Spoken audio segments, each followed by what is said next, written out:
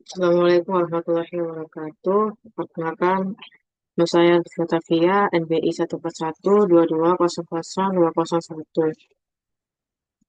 Berikut adalah tugas dan analisis produktivitas kelas T pengukuran produktivitas menggunakan metode OMEX. Berikut merupakan metode pengertian metode OMEX dan tahapan pengukurannya. Metode OMAS dan tahapan pengukurannya. Menurut Putra DKK 2022, objektif matris merupakan sistem pengukuran produktivitas parsial yang dirancang untuk memantau produktivitas setiap unit perusahaan menggunakan kriteria yang sesuai dengan unit tersebut. Tahapan-tahapan pengukuran produktivitas dengan metode OMEX: 1. Menentukan tujuan pengukuran. 2. Menentukan kriteria pengukuran dan data-data. Ketiga, perhitungan rasio performance setiap kriteria pengukuran. Keempat, perhitungan rata-rata dan standar defisiensi. Kelima, perhitungan batas kontrol atas BKA dan BKB.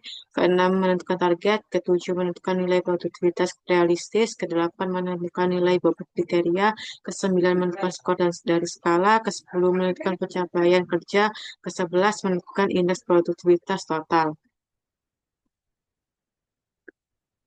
Selanjutnya terdapat studi kasusnya. PT Tekstil Jaya adalah perusahaan manufaktur yang bergerak di bidang pakaian, kain, dan pakaian jadi.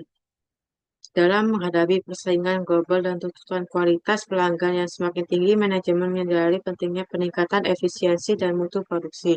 Selama 17 bulan terakhir, perusahaan melakukan pemantauan dan evaluasi kinerja departemen produksi dengan menggunakan metode Objective Matrix (OMAX), yaitu sebuah pendekatan kuantitatif yang menilai pencapaian berdasarkan sejumlah indikator kinerja utama atau Key Performance Indicator atau KPI. Berikut adalah data input dan output selama 17 bulan dari bulan April 2024 sampai Agustus 2025, terdiri dari input dari kriteria 1 sampai kriteria 4, kemudian terdapat output. Selanjutnya terdapat rasio performance tiap kriteria pengukuran mulai dari April 2024 sampai Agustus 2025 dan diperoleh rasio performance dengan rumus output per input untuk kriteria 1 dan kriteria 4. Selanjutnya, rata-rata standar defisiensi bulan April 2024 sampai Agustus 2025. Kemudian terdapat total diperoleh dari kriteria 1 sampai kriteria 4, terdapat rata-ratanya dari rumus ini, kemudian standar defisiensinya diperoleh dari angka dari rata-rata, maka diperoleh seperti pada tabel. Kemudian komponen terdiri dari standar defisiensi dan rata-rata, input 1, input 2, input 3, dan input 4 dimasukkan pada tabel ini yang sudah dicari tadi. Selanjutnya untuk menentukan BKA dan BKB untuk setiap kriteria, komponen terdiri dari standar defisiensi, rata-rata, degree of accuracy, confidence level, batas kontrol atas BKA dan BKB. Ada juga input 1 sampai input 4. Standar defisiensi dan rata-rata sudah dicari pada sebelumnya, maka ditulis di sini lagi. Kemudian degree of accuracy-nya dengan rumus standar defisiensi dibagi rata-rata, untuk confidence level-nya CL diperoleh 1 dikurangi degree of accuracy DA, maka diperoleh ini. Untuk CL sendiri akan menentukan batas kontrol atas dan batas kontrol bawah.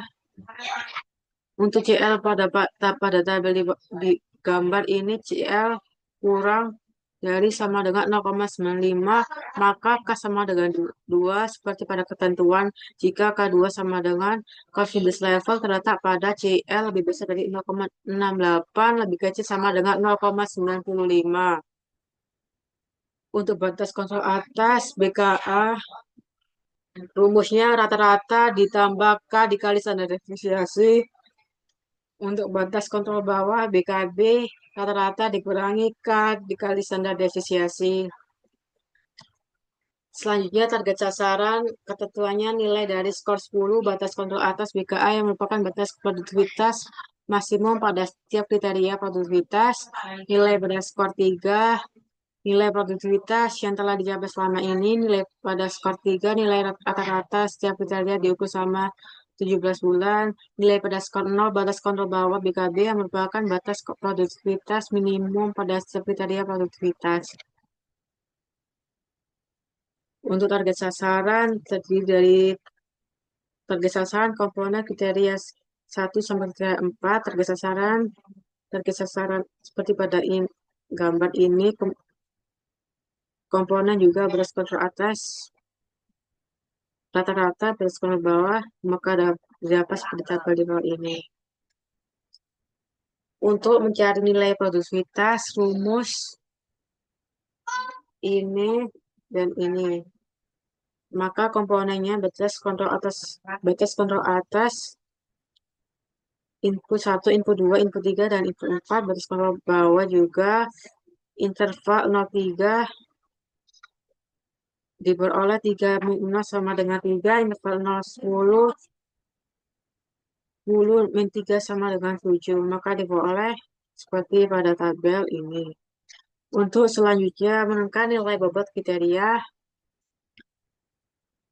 Sebelumnya ini terdapat skala prioritas kriteria. Ini merupakan ketentuannya. Selanjutnya ini ada tahapan. Tahapan pertama untuk kriteria 1 dibuat matriks.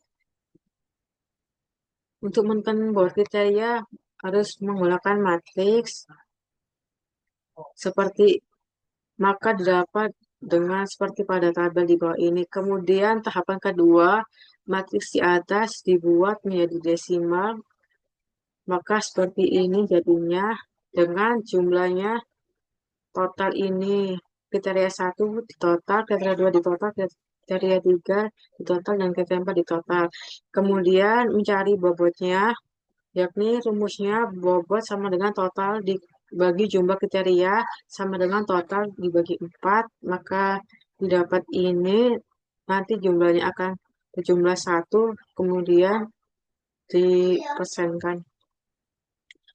Untuk penentuan skala dari untuk penentuan skor dari skala ini nilai performa setiap kriteria tadi diinput ke sini, kemudian ada nilai BKA rata-rata, BKB, bobot, dan interval. Ini dimasukkan BKA, average, BKB, bobot, interval 0,3, interval 0,10. Kemudian penentuan skor per bulannya dari mulai April 2024 sampai Agustus 2025. Berikut adalah penentuan skornya. Ini terdapat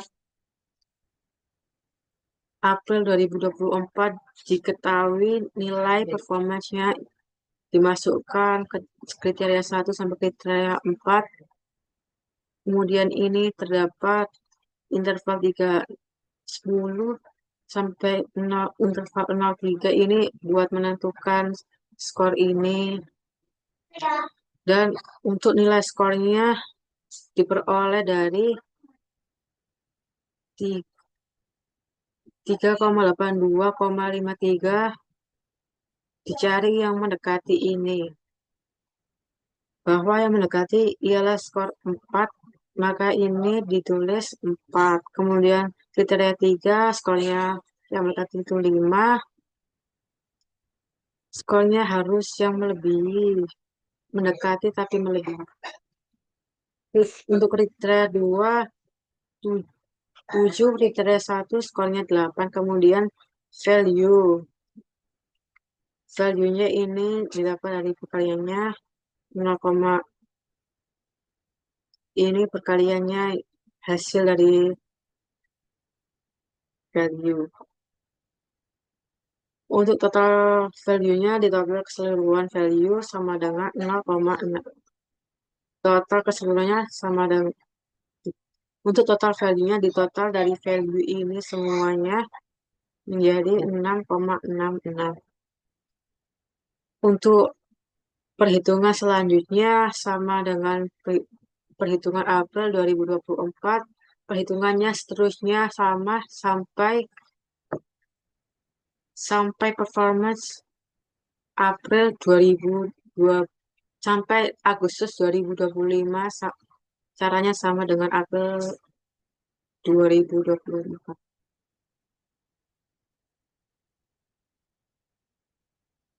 Kemudian untuk pencapaian kerjanya terdapat bulan Mei 2024, Juni 2024 yang mengalami peningkatan. Maka ditulis seperti ini, indikator performance periode sebelumnya, indikator performance saat ini. Terus ada juga September 2024, Oktober 2024, November 2024, Desember 2024, Februari 2024, Maret 2000, Februari 2025, Maret 2025, Juni 2025, Juli 2025. Seperti pada tabel di bawah ini terdapat juga pencapaian kerja angkanya. Untuk pencapaian grafik, grafik pencapaiannya ini terdapat pada gambar, terdapat pencapaian grafik, pencapaian kerja. Berdasarkan grafik satu, terjadi penurunan kinerja tetapi kemudian meningkat lagi, yaitu bulan Mei 2024 sampai Juni 2024, September 2024 sampai Oktober 2024, dan November 2024, Desember 2024, Februari 2025, Maret 2025, Juni 2025, dan Juli 2025.